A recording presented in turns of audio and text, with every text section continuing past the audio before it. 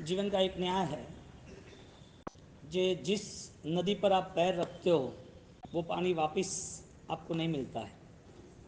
जिस बहाव में आपका पैर है उस बहाव में दूसरी बार वो पानी नहीं होता है। जिस जीवन को आप जी रहे हो वो जीवन वापस रिटर्न आने वाला नहीं है।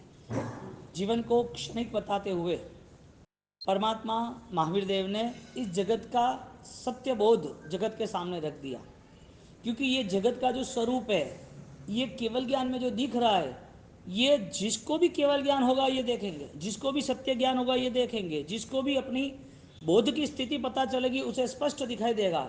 दिखना और निर्णय लेना वो दोनों अपने आप में श्रेष्ठ है। समझना और समझ के अनुभव करके आगे बढ़ना वो दोनों अपने आप में श्रेष्ठ है। राजा प्रदेशी की जीवन यात्रा में उनके शरीर में वेदना बहुत बढ़ने लगी और वो वेदना के कारण और शांति के करीब जाने लगे, क्योंकि जितनी जितना ज़्यादा प्रेशर, जितनी प्रॉब्लम्स बढ़ जाती है, इतना ज्ञान उसको साथ देता है। और ज्ञान यानी कि समझदारी जितनी ताकतवर होती है इतने सफलता के करीब आता है, क्योंकि बहुत समय तक फाइट देते देते ऐसा कोई अवसर आ जाता है, ऐसा कोई समय आ जाता है जिसमें वो गिर जाता है वापस। इसके लिए मन को हर बार समझदारी के सत्य के साथ जोड़ने के साथ तत्व और तथ्य के साथ भी जोड़ना चाहिए, तत्व और तथ्य के साथ भी जोड़ना चाहिए। और राजा प्रदेश ने काम किया और ये काम करते करते, दर्द सहन करते करते वो शांति से वो बैठे हैं। मन की स्थिति हमें यहाँ पर चेक करनी है कि कोई भी इंसान को दर्द हो सकता है, कोई भी जानवर को दर्द हो सकता है। नरक के जीवों को तो दर्द बेशुमार है। देव की दुनिया में लास्ट 6 मंथ उनको सब छोड़ना है तब भी रोते चिल्लाते, वो भी दर्द है। दर्द शरीर पर यदि है तो शरीर की यदि हम कैपेसिटी देखें, शरीर की हम मात्रा देखें, तो नरक में अलग है, देवलोक में अलग है, जानवर की दुनिया में अलग है, इंसान की दुनिया में अलग है। लेकिन ये सारे दर्द के पीछे एक चीज़ कॉमन है। सारी चतुर्गति में दर्द आना है, इसके पीछे एक चीज कॉमन है, असाता वेदनीय, जिसका नाम कर्म है।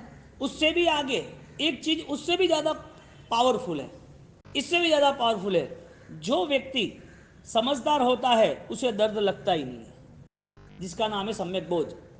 तो कर्म के कारण सबके दुख अलग अलग, लेकिन दुख तो है ही। किसी को कम समय रहेगा, किसी को ज़्यादा समय रहेगा, किसी को कम लगेगा, किसी को ज़्यादा लगेगा, किसी को दुख के समय आर्त ध्यान होगा, दुख में भी संघर्ष खड़ा रहेगा, दुख खत्म हो उसके लिए सारे उपाय करेगा। ज्ञानी यहाँ कहते हैं जिस चीज से तुम सम्मत होगे उस चीज का तुम स्वीकार करोगे। जो चीज तुम्हारे लिए सहज हो जाएगी, स्वीकार्य हो जाएगी, इस चीज से तुम युष्ट हो जाओगे, उसके बाद उस चीज से तुम्हारी फाइट नहीं रहेगी। विरोध किस चीज का है? जिसे नापसंद है। विरोध किस चीज का है? जिसको आपको परेशानी होती है।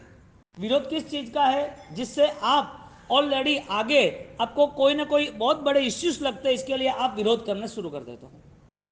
यहां पर ज्ञानी कहते हैं कि विरोध किससे? जो दर्द देने वाले का स्वभाव है उसके साथ तुम्हें जुड़ना है कि हाँ तू दर्द देगा, मैं सम्मत हूं।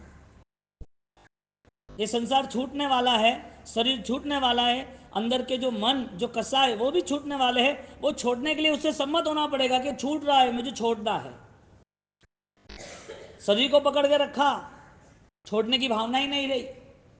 कर्म ने तय किया है, तुम्हारा जन्म भी कर्म ने तय किया था, तुम्हारा आयुष्य कर्म ने तय किया था, तुम्हारे आसपास रहने वाले कौन हैं, कब तक रहेंगे, कैसे रहेंगे, वो सब कर्म ने तय किया है। यानी कि कर्म एक नेचर है। तो सीधी बात है, agreement with you, agreement with it, आप उनके साथ सम्मत हो जाओ। किसके साथ सम्मत होना है? जो तुम बदल नहीं सकते। शरीर का दर्द बदल नहीं सकते, लेकिन उस दर्द में समाधि ले सकते हो। यदि बदल भी सकते हो तो आपका नेचर हर बार बदलने होगा।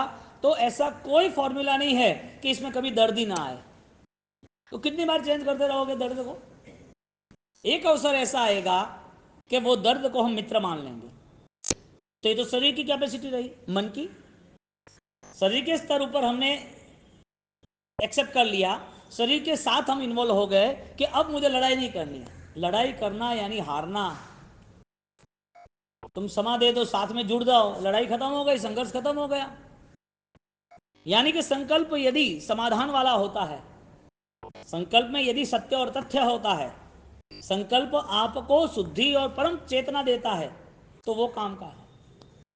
शरीर की परिभाषा से वो परिचित है राजा प्रदेशी, और राजा प्रदेशी वो अपने आप में स्थिर रह गया। बोलो पानी के ऊपर तुम तलवार भी मारो या लाठी भी मारो, क्या फर्क पड़ा? पानी जगह करना, लाठी जगह करना चाहता है पानी के बीच, पॉसिबल है? एक तलवार है हवा को काटना चाहता है, पॉसिबल है? हवा को कैसे काट सकेगी तलवार? हवा तो नॉर्मल एकदम स्मूथ है, उनका नेचर है कि तुम उसे पकड़ भी नहीं सकते, काट भी नहीं सकते। पानी है तो पानी का नेचर तरल है, उसे तुम लाठी मारो के जहाज ले जाओ,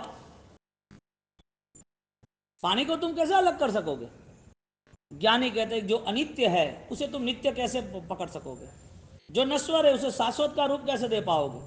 जो चीज आप समझ नहीं रहे हो उस चीज के पीछे हमें ऑलरेडी विरोध खड़ा आता है, हम दुखी होते हैं। यदि जिस चीज को हम समझ गए तो उसका मतलब उसका विरोध खत्म, उसकी शत्रुता खत्म। शरीर के प्रति इतनी पकड़ क्यों? भगवंत अनंत काल जिसका हुआ है वो किस वजह से हुआ है? आत्मा का हुआ है, लेकिन वजह शरीर मिला ना। एक भी अवस्था ऐसी नहीं है जिसमें शरीर ना मिला हो। समूर्छिम अवस्था को भी ज्ञानी शरीर कह रहे हैं, दिखता नहीं हमें, ज्ञानी की नजर से तो है। छोटे छोटे कीड़ी चींटी मकोड़ी हम देख नहीं सकते हैं, लेकिन है तो सही ना। देखना चाहो तो देख सकते हो। ज्ञान आ गया विशाल तो वो ज्ञान हमें ऑलरेडी सूक्ष्म शरीर से भी जोड़ सकता है। तो जो सूक्ष्म शरीर है वो भी देखने की कैपेसिटी भगवान दे रहे हैं, यानी कि ज्ञान दे रहा है। धर्म का बोध उसे स्पष्ट बनता है, वो विरोध में नहीं आता है, वो हर चीज को स्वीकार करता है। कर्म के उदय से तुम्हारा शरीर वो कभी भी कुछ भी अवस्था पा सकता है। राजा प्रदेशी ने अपने जीवन में उस शरीर से लड़ाई नहीं की। संसार की अवस्था को समाप्त करना है, ये संकल्प के साथ, समाधान के साथ वहां पर वो जुड़ गया। शरीर के अंदर अब संकल्प टूटेगा भी नहीं, हड्डियां टूटे तो टूटने दो, चूर चूर होने दो। कहां उन्होंने एक्सेप्ट किया होगा शरीर के दुख को? जिसने साधना का संकल्प किया है वो शरीर के हाईएस्ट कितने पेन को एक्सेप्ट कर सकता है? यानी कि शरीर जले तो भी इसकी आवाज नहीं निकलती, गच्चो को मालूम। शरीर को कोई खा जाए, काट जाए, जंगली जानवर चबा दे और सीधा मांस क्लोथ निकाल दे और लहू के फुब्बारे निकले तो भी आवाज नहीं निकलती अवंती सुकुमार मुनि की। वजह क्या? यानी कि शरीर को शत्रु मानना या अपना मानना, कर्म को शत्रु मानना कि अपना मानना, दर्द को शत्रु मानना, लड़ाई करना या मित्रता करनी अपना मानना। तो एक माँ जो है उसके बेटे को बोलना नहीं आता है, समझ लो एक फैमिली में वो बोल नहीं सकता है, वो 3 साल 5 साल 10 साल हो गया उसको, वो हर मुमकिन कोशिश करेंगे कि नहीं करेंगे? थैंक हर जो भी स्पीच थेरापी है, कोई स्पेशल डॉक्टर है, वो करेंगे कि नहीं करेंगे? 10 साल 15 साल क्यों भाई?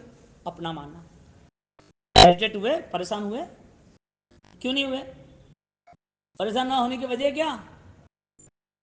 आप फैमिली में किसी को ऑलरेडी किडनी का इश्यूज है, अब उसको डायलिसिस करनी है, डॉक्टर ने बोला 6 महीने से ज़्यादा नहीं जिएगा, बहुत मेहनत की, बहुत प्रार्थना की, उसका कोई भाग्य 1 साल 2 साल 3 साल, लेकिन डायलिसिस चालू है, ट्रीटमेंट चालू है, माला भक्ति जाप सब कुछ चालू है। परिवार वाले उसको एक्सेप्ट करेंगे या उससे परेशान हो जाएंगे कि इतना दर्द है, इतनी प्रॉब्लम्स है, कहाँ तक हम सहन करें? विरोध करते हैं कोई? सामान्य बात, किसी को आपको किसी से आपको पेमेंट लेना है, आपने पैसा दिया है, उसने बोला मैं 2 महीने में आपको रिटर्न कर दूंगा 50 लाख रुपए, 2 महीने के 2 साल हो गए, उसके साथ विरोध है कि मित्रता है? उसके साथ तुम विरोध करोगे पैसा नहीं मिलेगा, उसके साथ तुम प्रेम से बोलो तो पैसा वो आज नहीं तो कल 50 लाख 2 साल से नहीं दिया, 3 साल 4 साल तो देगा ना, वो नहीं देगा उसका भाई देगा, उसका बेटा तो देगा ना, कभी भी कोई हवाला करना हो तो मिल जाएगा ना, आप उसका विरोध कर सकते हो। मन में आप परेशान हो लेकिन विरोध नहीं कर सकते। हर कंडीशन आप देखने जाओ, जहां तुम्हारी सम्मति है वहां तुम्हारा आनंद है, यानी कि पुरुषार्थ भी तुम्हें एक्सेप्ट स्वीकार है। कितनी भी कठिन परिस्थिति हो तुम दुखी नहीं होते हो। संसार की अवस्था है। संसार की इस कंडीशन को लेके यदि हम धर्म में प्रवेश करें और धर्म को यदि समझ ले तो कौन सा दुख तुम्हें दुख दे सकता है? समाधि के भाव में जाना है, हमें हमारे आत्मबल को प्रायश्चित के द्वारा और शुद्ध कर कर ये परिस्थिति आने वाली है ऐसा मनोबल बढ़ाना है। हर परिस्थिति को सामना नहीं करना है, हर परिस्थिति में क्या मैनेज करना है वो ज्ञान, वो समझदारी, वो धर्म प्रभाव वो आज से हमारे जीवन में उपलब्ध होना चाहिए। आप दुख को दूर करना चाहते हो, एक अवस्था ऐसी बताओ कि दुख ना हो, और दुनिया में ऐसा कोई दुख बताओ कि जो वापस मुड़ के आए नहीं। एक दुख आप सहन कर लो 6 महीना तक, हाईएस्ट कोई भी कैंसर का दुख सहन कर लो, दूसरे भाव में नहीं आना चाहिए। इस भाव में आप बच गए तो दूसरी बार नहीं आना चाहिए। आपको बुखार आया, टाइफाइड हुआ, मलेरिया हुआ, आप परेशान हो, 6 महीने तक आप ऑलरेडी घर के बाहर निकले नहीं, शरीर पूरा आपका पीला पड़ गया ना, वीकनेस है ना, चल नहीं सकते, बोल नहीं सकते, देख नहीं सकते, खा नहीं सकते, सब लोग ऑलरेडी आपकी सेवा कर रहे हैं, आप परेशान हो, कोई बोले तो भी आप परेशान, घर में आपको शांति नहीं लग रही है। 6 महीने के बाद वो दुख वापस नहीं आना चाहिए। यानी कि कोई दुख आ गया तो वापस आ सकता है, इसका मतलब वापस लाना है। यदि नहीं लाना है तो क्या करना, विरोध करना या सहन करना? ये मेरे मुझे समझा रहे हो आप? तो ये क्या बात हुई? सिंपल बात है ना। कोई भी दुख है, प्रदेशी राजा ने समाधि भाव रखे, क्योंकि दुख की अवस्था में आपको भेद दृष्टि का विकास मिलता है। दुख सहन करने की अवस्था में अध्यात्म से परिचित होने का अवसर मिलता है, क्योंकि दुख सहन करने का स्वभाव ही नहीं है। इसके लिए लाठी का घाव या तलवार का घाव, चाकू का घाव, उसको समेटा जाता है, शब्दों के घाव में कोई समेटता नहीं। शब्दों का घाव तो लॉन्ग टर्म्स तक क्रिएट रहता है, लंबे समय तक चलता है। वो व्यक्ति सामने मिला नहीं, 10 साल 15 साल के बाद भी उसका विरोध खड़ा है। किसका विरोध करोगे? कर्मों का, जो दुखदायी स्थिति है, कर्म का विभाव दशा, कर्म का मलिन स्वरूप, कर्म संसार है, तो वहां सुख कैसे हो सकता है? जो कर्म सुख हो या दुख हो, जो कर्म संसार देने वाला हो, तो संसार भगवान ने कहा है, अनंत ज्ञानी ने कहा है, गंधर्व भगवंतों ने कहा है, परंपरा में देख रहे कि संसार का कभी भी कोई भी स्वभाव सुख देने वाला नहीं है। तो जो जो हमारे मन में है, जिसके पास 1000 करोड़ है, उनको पूछो सुख है क्या? पूछना चाहिए। जो हेल्दी है, जो मेडल विन कर रहे हैं, वो जीत रहे स्पोर्ट्स में, जो रैंकर है, जो स्मार्ट है, जिसके पास विद्या संपत्ति बुद्धि ज्ञान सब कुछ बेस्ट है, उसको पूछो सुखी है? सुखी होगा यदि आत्मबल होगा तो। हम क्यों बोलेगा सुखी नहीं है? हम उसे रास्ता बताए कि भाई अध्यात्म से कोई भी व्यक्ति सुखी हो सकता है, चाहे वो राजपाट क्यों ना हो उसके पास। उसके पास अध्यात्म होगा तो भरत कुमार की, भरत महाराजा की तरह निकल जाएगा आगे, क्या फर्क पड़ा। हम ये नहीं कहते कि तुम छोड़ दो, ये छूट गया, लेकिन कर्म नहीं छूटेगा। तो कर्म छूटने की अवस्था में मन ने तैयारी नहीं की, तो मन भी स्वाध्याय और आराधना और आत्मभाव में नहीं रहा, तो और आत्मभाव में रहने के लिए लंबा समय अखंड आराधना नहीं रही, तो कब तक तुम ये सारी चीजों को सुलटाते रहोगे?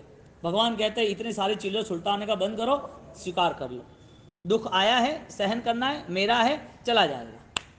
दुख आया है, सहन नहीं करेंगे, विपरीत मानेंगे, किसी ने भेजा है ऐसा अपराध बोध रहेगा, दुर्भाव की भावना होगी, वापस रिटर्न 10 गुना आएगा। आप समझदार हो तो आपको तय करना है, दुख सहन किया जाता है कि दुख का विरोध किया जाता है। अंत समय में जो सहन नहीं कर सकते उसने पूरी जिंदगी क्या किया? अंत समय छोड़ो, वर्तमान की स्थिति में थोड़ा भी दुख सहन नहीं होता, उसने क्या किया? मन में जितने भी दुख के आने के रास्ते हैं, दुख के परिणाम हैं, वो सारे आज ही समाप्त कर दो। मैंने आगे बोला था आज से 10 दिन पहले कि आप सबसे क्षमा मांग लेना। वो आदमी पत्थर है, ऐसे करके तुम्हें ठोकर भी मारेगा, वो क्षमा नहीं देगा, शब्द भी कठिन बोलेगा, वो बोलेगा कि तू माया कर रही है, माया कर रहा है तू, ऐसे करके तुम्हारे साथ रॉन्ग रॉन्ग बिहेवियर करेगा, तो भी आपको ऑलरेडी क्षमता रख के माफी मांगो। दरवाजा बंद करो, जो कर्म आने वाले, जो दुख देने वाले हैं। ये सारी परिस्थिति आज हमारे सामने दुखदायी है या नहीं है? कोई बोले कि मुझे दुख नहीं है, तो पॉसिबल ही नहीं है। कोई व्यक्ति कह सकता है कि संसार में रहने के बाद इस जीवन में मैं सुखी हूं, वो भी पॉसिबल है। दोनों कैसे पॉसिबल हो सकता है? दोनों कैसे पॉसिबल होता है? कोई व्यक्ति ऐसा नहीं कह सकता कि मैं सुखी हूं, कोई व्यक्ति ऐसा नहीं कह सकता कि मैं दुखी हूं। दुखी नहीं हूं वो कहने वाला निष्प्रह हो जाए थे मुनि। दुखी नहीं हूं ये कहने वाला कौन है? जिसको इस लगाव से, इस संसार के लगाव से उसको कोई लेना देना नहीं। संसार की स्थिति जो है उस स्थिति में वो ऑलरेडी विजनर है, वो देखता है, तुलना करता है और यूज्ड टू हो जाता है। एक व्यक्ति ऐसा है जो संसार को ऑलरेडी देख नहीं सकता है और हर चीजों को अपने मन में, अपने सपनों में, अपने जहन में ऐसा लाता है जिसके कारण वो दुखी का दुखी रहता है। और लाइन सर आप देखो, बच्चा नहीं हो तो दुखी, बड़ा होके सही बोले नहीं, पढ़े नहीं, समझदार नहीं हो तो दुखी, कमाई नहीं तो दुखी, कमाने के बाद शादी ब्याह नहीं हो तो दुखी, वो हो जाए ना पत्नी सही नहीं हो या सही बहू नहीं आई घर वो सुखी, कहीं ना कहीं लास्ट मोमेंट तक और कुछ नहीं हो तो के समाज ऐसा है न, ये ऐसे है न, वो ऐसे है न, कुछ नहीं हो तो लास्ट समय में डॉक्टर सही नहीं था, ट्रीटमेंट सही नहीं थी, मुझे रिएक्शन आया, वही सही नहीं हो तो अंत समय में क्या करे, धर्म किया कि धर्म कोई काम का नहीं आया, मुझे शांति तो मिलती नहीं है, मेरा कर्म तो खिंचता नहीं है, इतनी माला जाप करते दुखी के दुखी है।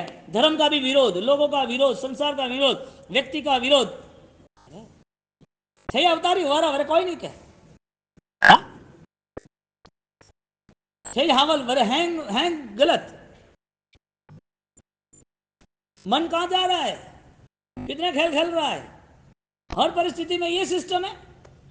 हमें मन से स्वीकार करना पड़ेगा। राजा प्रदेशी वो समाधान में यानी कि संकल्प के साथ समाधि में बैठा है, समाधान कर दिया है कि पेन हाईएस्ट आने दो, हाईएस्ट स्वीकार कर लिया है। जो आदमी ऑलरेडी पहाड़ तोड़ सकता है उसका दो पत्थर खिसकाना कितनी आसान बात है। जो व्यक्ति 10-10 लीटर की दो बोतल लेके तोड़ के जा सकता है, वो उसको 2 लीटर की कोई भी वेट वाली थैली हो तो क्या प्रॉब्लम है। कैपेसिटी है 10 लीटर की, दो पानी की बैग, पानी के जो कैन है वो लेके जा सकता है, लेबर है तो उसको किसी ने बोला कि 2 लीटर की और आगे रख जाएंगे, कोई फर्क नहीं। जिसने हाईएस्ट लेवल पर हाईएस्ट लेवल मैनेज किया है वो लो लेवल में डिस्टर्ब होता ही नहीं। जिसने अपने जीवन को बेहतरीन बनाने का हर बार पुरुषार्थ किया है उसे कोई छोटी मोटी चीज उसे परेशान करती ही नहीं है, और परेशान करती है तो छोटी चीज परेशान करना, इसका मतलब आपका जीवन बहुत सामान्य है, तुच्छ जिंदगी जी रहे हम। बड़ी सोच वाले का छोटे काम नहीं, छोटे सोच वालों का छोटे काम वालों की बड़ी सोच नहीं, बड़ी सोच वालों के छोटे काम नहीं, छोटी छोटे काम वालों की बड़ी सोच नहीं। आपका यदि बॉडी जिम होता है तो ब्रेन जिम भी होना चाहिए ना। बॉडी जिम होता है ना, हेल्थ को फिट करने के लिए, तो ब्रेन जिम नहीं होना चाहिए कि ब्रेन को कितना स्मार्ट बना दे। तुम अपने आप को बर्बाद करने पे तुले है, अपने आप को ऐसे कैसी कोई खेल खेलता है, ऐसी कोई जिंदगी जीता है क्या। हर कोई दुख का समय आता है वो परिवर्तित होता है, हर कोई दुख आता है और वो दुख हमारे लिए आया, इसके लिए उसके साथ समाधान करना, वो जाए या ना जाए मेरे जीवन में वो आया है, वो मुझे लगता ही नहीं है, उस लेवल पे जाना है। हवा की तलवार है, हवा को कहां लगा, पानी में जो लाठी मारी पानी में कहां अंतर आया। साधक आत्मा वो स्थिर बनता है। यहां पर राजा प्रदेशी वो स्थिर बन गया और स्थिर बन के अपने आप को और ताकतवर बनाता है, फैन को और आगे ले जाता है। लो अब लड़ाई खत्म हुई उसकी, दुख के साथ कोई लड़ाई नहीं। और जब वो इस सिस्टम में आते हैं तो वहां पर पीछे से देखती है रानी, हाँ सूर्यकांता, और वहां आ जाती है, वहां आती है कि क्या हुआ, आप ऐसे ध्यान में बैठो, क्या हुआ है। माया का रूप देखो, मारा खुद ने है, खुद अपना बचाव करने के लिए बचाव की बात नहीं कर रही है, लेकिन उसको इतना रिस्पेक्ट दे रही है, इतना बिलीफ सिस्टम में जा रही है, इतनी रो रही है, इतना उनके आगे पीछे वो ऐसी ऐसी बातें करती है कि उसका बचाव निश्चित हो जाए। तुम किससे बचोगे। राजा प्रदेशी से वो रिक्वेस्ट कर रही है, तुम ऐसे क्यों बैठे हो, क्या हुआ आपको। तो कि कुछ नहीं, मुझे दर्द हो रहा है, लेकिन वो दर्द मेरे लिए उपकारी है। तो क्या दर्द हो रहा है, मुझे कोई दर्द नहीं हो रहा है, थोड़ी श्वासें मेरी बंद हो रही है, श्वास थोड़ी कम हो रही है, मेरे पल्स थोड़े डाउन हो रहे हैं, मुझे थोड़ा टाइम लगेगा, मैं आराधना साधना कर रहा हूँ, आप आपका काम करो। नहीं लेकिन मुझे बताओ क्या हो रहा है। नहीं कि कुछ नहीं, कि अभी मुझे लग रहा है कि अभी ये नई यात्रा मुझे पुकार रही है, साधना के लिए नया जीवन तैयार है। क्या बोला, रोना, दुखी होना, किसी को गलत ठहराना नहीं। धर्मी का ये लक्षण है, दुख को सहन करता है, सुख का त्याग करता है। अनुकूलताओं में यदि धर्म होते तो हमारे परमात्मा, हमारे गणधर भगवान उसी जीवन को व्यतीत करते हैं। लेकिन ज्ञानियों ने इस जीवन को ऑलरेडी समझ लिया था कि कितनी भी अनुकूलता, कितना भी सुख हो, उसके पीछे दुख छिपा ही है। अच्छी मिठाई खा लो, कौन मना कर रहा है? डॉक्टर को पूछ लो कि मैं रोज खाऊं कि नहीं खाऊं मिठाई। हाँ खा लो, कहीं नहीं। चाइना ने तय किया है 2025 तक इंडिया की आज 30% शुगर में है, सब 70% शुगर में होगी। शुगर आया, काम ही खत्म, शरीर काम ही नहीं करेगा। क्या दौड़ोगे, क्या चलोगे, क्या उठाओगे तुम? कितने जागोगे, कितनी बातें करोगे? हाँप जाएंगे आदमी। 10 किलोमीटर रोज चलना पड़ेगा जब शुगर मेंटेन हो गया तो। चाइना की पूरी ये सिस्टम है। पहले तो बड़े लोगों को टारगेट हुआ, अभी छोटे बच्चे को टारगेट कर रहा है। और छोटे बच्चे को आप एक बार चॉकलेट खिलाओ, देखो आप उसकी सैकड़ें इतनी खतरनाक है, कैसी जिंदगी जीना। अभी क्या ये सारी बातें क्या करना? जो चीज पसंद है, शुगर लेवल बढ़ गया है, खाओ। नहीं बढ़ा है, शुगर आने की तैयारी है, खाओ। क्या होगा? कुछ नहीं होगा। कुछ होता है क्या? एक बार तो मरना है। भूखे भजन ना होए गोपाला। क्या क्या? भूखे भजन वो पे जीव्या वगैरह मरो, इससे ज्यादा जीवित मरो क्या? खा पी के मरे ने, बिना खाए क्या मरना क्या? क्या बोलता है आदमी? जानवर की दुनिया है। विष्ठाया निव सुकर ज्ञाने निमच्चित ज्ञाने मरा ले मान से। भुंड को विष्ठा ही पसंद है, दुख है, फिर भी उससे दूर नहीं होगा। गंदगी खा रहा है ना वो सुअर, राजस्थान के गांव में देखा है ना, उसको कितना भी मना करो वो नहीं सोचेगा। जो स्थिति दुखदायी है, यानी कि कहने का मतलब जो दुख देने वाला है और वो दुख की परंपरा में हमें ले जाने वाला है, ऐसी चीजों को कंट्रोल कर देना चाहिए। यहां रानी उससे रिक्वेस्ट कर रही है, बताओ क्या हो रहा है, क्या हो रहा है? एक कुछ नहीं हो रहा है। वो क्या कह रहे हैं कि अब नई साधना की तैयारी हो रही है। साधना के भावों में जीवन छूटता है तो नया जीवन साधनाओं से मिलता है। जो मन में परिणाम थे वही परिणाम लेके अगले भाव में जाना है। जैसी मति ऐसी गति। आज आपकी जो मति है वो आपको लास्ट में आपको सपोर्ट करेगी। आपका मन यदि घृणा से ही भरा हुआ है, लालसाओं से, भय से भरा हुआ है, दोष से के अलावा कुछ नहीं दिखता है, तो वो मन लेके तुम शांति से मर भी नहीं पाओगे। मरोगे वो बात तो बाद में, शांति से मरना वो जरूरी है ना। जो सोचता है मुझे मरना नहीं है, सबसे ज्यादा पीड़ा उसको ही होती है। जो सोचता है कि कुछ छोड़ना नहीं है, सबसे ज्यादा ऑलरेडी परेशानी उस चीजों से उसको ही होती है। जो सोचता है बार बार परेशानी रहती है हर चीजों के प्रति, पुद्गलों के प्रति, वही चीज उसके लिए दुखदायी साबित होती है। और फिर अंत समय आता है, तब आंसू के अलावा कुछ होता नहीं है। भगवान कहता है कि तूने जिंदगी भर माया की, अब मेरे साथ माया करके क्या करेगा? हम दोष देते हैं कि धर्म ने साथ नहीं दिया, हम दोष देते हैं कि दवाई डॉक्टरों ने साथ नहीं दिया। दर्द के समय क्या करना? मृत्यु कैसी आनी चाहिए? आप जो बोलोगे ऐसी आनी चाहिए, ऐसी आती है कि कर्म तय करते ऐसी आती है? कर्म तय कौन करते हैं? हमारा ज्ञान और हमारा ज्ञान।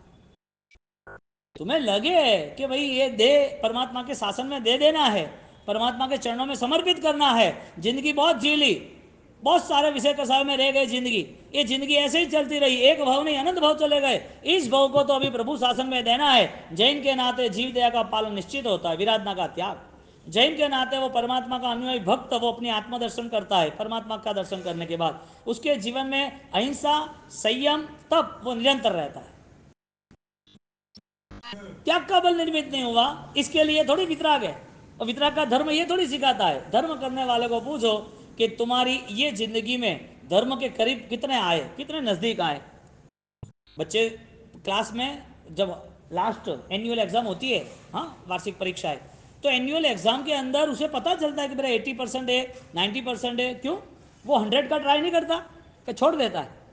इस जीवन को सफल बनाने का हमारा ट्राई कौन सा? समाधि मृत्यु आनी वो भी परमात्मा के आशीर्वाद। धर्म की निष्ठा होती है तो ही ये होता है। तुम जिसके प्रति इतना समय दे रहे हो उसमें से कोई व्यक्ति तुम्हारा दर्द लेने वाला नहीं है, कोई भागीदार नहीं बनेगा। मन को सजग बनाना जरूरी है, मन से बहुत सारे विचारों को बदलना भी जरूरी है, मन के साथ स्वच्छ शांत सौम्य रहना भी जरूरी है। पूरे दिन का अकाउंट क्लियर करो कि मेरी आज मौत है तो मेरी स्थिति क्या होनी चाहिए। डर नहीं है मौत का, लेकिन आत्मा की शक्ति मिली है कि नहीं वो चेक करना है। हमें सिर्फ विचारों से समाधान नहीं करना है कि मैंने उसको मिच्छामिदुक्कड़म दे दिया, मैं तो अभी बस इस पुद्गलों से मुक्त हूँ, मैंने तो बस कैंसिल कर दिया, मैंने बिजनेस छोड़ दिया है, मेरा तो बस 2 लाख रुपए का महीने का खर्चा, मुझे कुछ चाहिए नहीं। ये कोई प्रॉपर सिस्टम थोड़ी है। सिस्टम तो ये है कि त्याग की ऊंचाई अनुभूति में आनी चाहिए। सिस्टम तो ये है कि जो चीज है वो लगाव, यानी कि घाव नहीं दे रहा है, उसका आकर्षण इतना नहीं बढ़ रहा है, आपका दृष्टा भाव यानी कि आपका ऑब्जर्वेशन स्पष्ट हो गया। एक माता अपने बेटे के लिए इतनी सेवा करती है, 15 साल तक के ऐसे बेटे होते हैं जो जिनका जन्म होता है लेकिन हैंडीक्राफ्ट या तो डेवलपमेंट नहीं होते, बॉर्न वगैरह, हाँ, तो वो 15 साल में उसकी आयुष्य होती ज़्यादा नहीं होती, फिर भी उसको संभाल रही है।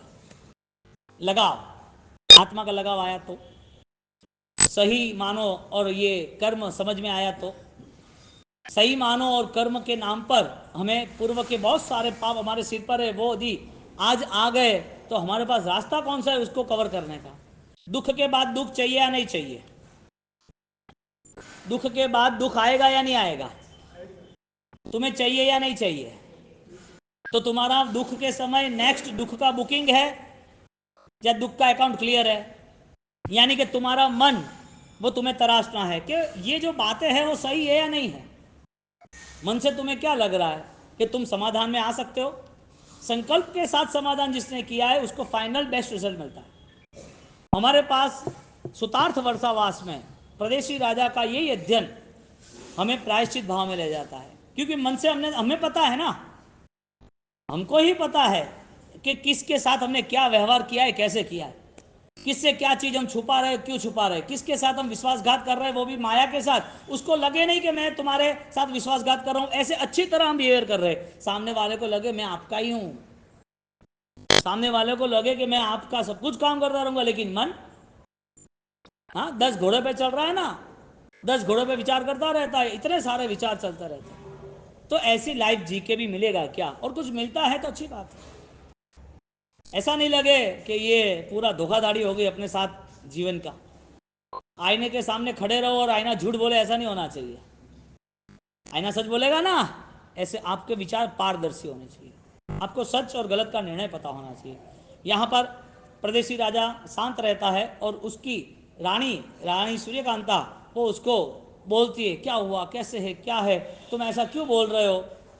परलोक की यात्रा ऐसा थोड़ी होता है, साधना की अभी साधना कर ही रहे हो ना, मुझे छोड़ के क्यों जा रहे हो, मेरा कौन होगा, ऐसा नहीं करना चाहिए।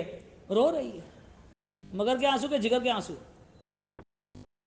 होते हैं ना, कि नहीं होते? आते हैं ना। रोने के क्लास नहीं लगाए जाते कभी भी, देखा आपने? लाफिंग क्लास है, हाँ, लाफिंग बुद्धा, हंसो, सुबह हंसते ही रहो, हंसने के क्लास है, हंसना सिखाते लोगों को, खुश रहना सिखाते। रोने के क्लास देखे कभी कि रोने के सिखाते? ये तो ड्रामा आता है बहुत सारे लोगों को, ओरिजिनल कहाँ आते हैं? क्योंकि ये लिक्विड ही सबसे महंगा है इस दुनिया में।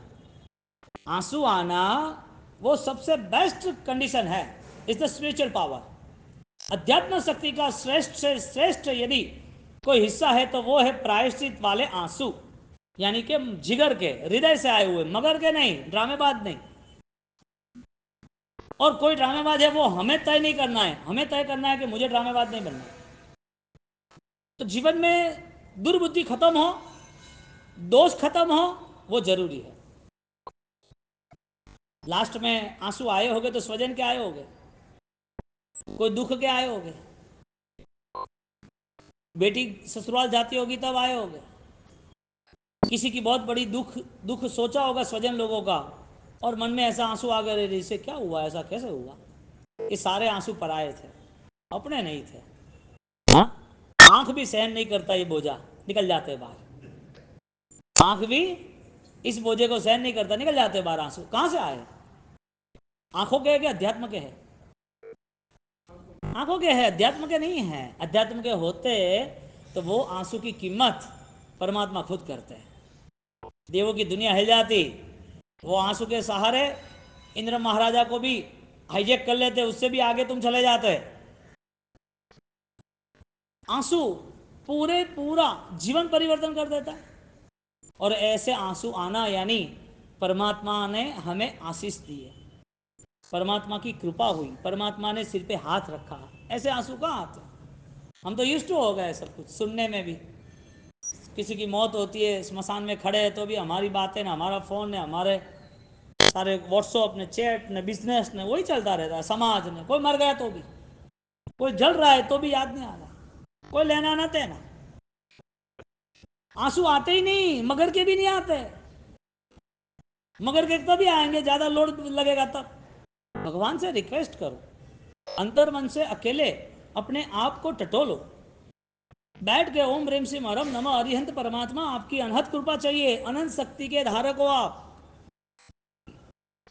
अनंत शक्ति अनंत अरिहंतों की, एक अरिहंत एक आत्मा, उसका अनंत ज्ञान, अनंत दर्शन, अनंत चारित्र, अनंत शक्ति, ऐसे अनंत अरिहंत ओम ह्रीम सिंह अरहम नमः। कितने अरिहंत? अनंत काल के, यानी उत्सर पिणी अवसर पिणी के सारे अरिहंत भगवंतों की कृपा के साथ हमें जुड़ना है। ऐसी साधना की, उनका अनंत बल मिला, कर्म तो अपने आप गायब हो गए, क्योंकि उनके पास कर्म नहीं है, इसके लिए तो उनके पास गए।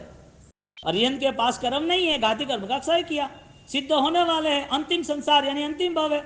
ऐसे अरिहंत के पास गए हैं ना, इनके पास कोई कर्म नहीं है, हम उनके पास रहेंगे तो हमारे कर्म भी चले जाएंगे। सेंट की दुकान में जाओ तो सुगंध आए कि नहीं आए? अत्तर की दुकान पे जाते हो, सुगंध आती है ना कि नहीं आती है? कोई फैक्ट्री में जाओ टाटा की, तो वहाँ कार्बन डाइऑक्साइड होता है कि नहीं होता? बास मारती है कि नहीं मारती है? जिस एरिया में जाते हो उस एरिया का आपको कोई ना कोई अनुभव होता है, उसमें आप जुड़ जाते हो। अरिहंत के साथ जुड़ गए तो कितने कर्म खत्म हो सकता है? अनंत अनंत। प्रभु को एक भाव तो दे के देखो, प्रभुता हृदय में आने के लिए कोई द्वार तो खोल के देखो, फिर देखो तुम डिस्कनेक्ट, सबके साथ रहना, मिलजुल के रहना, लेकिन सब कुछ अलग, भिन्न। पानी इतना भरा हुआ है नदी में, समुद्र में, सबको डुबा देता है। डाल दो तुम 100 लीटर तेल, 100 लीटर ऑयल, पेट्रोल, डुबा सकता है समुद्र? समुद्र ऑयल को डुबा सकता है? सब कुछ डुबा लेता है, ऑयल को नहीं डुबाएगा, घी को, तेल को नहीं डुबाएगा, तरल पदार्थ है। संसार समुद्र है, उनके साथ रहना है, लेकिन कैसे? अलिप्तता के साथ। ऐसे परमात्मा से रिक्वेस्ट कर कर ओम ह्रीम सिंह हरम नमः की आराधना के साथ अंतर मन को शुद्ध प्रायश्चित करने के बाद वो आंसू के मालिक बनना जरूरी है। आंसू जिगर के चाहिए, हृदय के चाहिए, सिर्फ मगर वाले आंसू नहीं चाहिए। ऐसे आंसू के मालिक बनने के लिए हमारे जीवन को हम मंगलमय बनाए। और राजा प्रदेशी वो ध्यान में है और वो माया में है, उसका ध्यान बढ़ता जाता है, उसकी माया बढ़ती जा रही है। देखो संसार का खेल कैसे, वो उसको मना रही है लेकिन उसके भाव तो ऐसे है नहीं। तो वो सारी तैयारी वो करके आई थी रानी चंद्रकांता। दोनों का भविष्य क्या बनता है वो हम देखते हैं। आंखें बंद करें।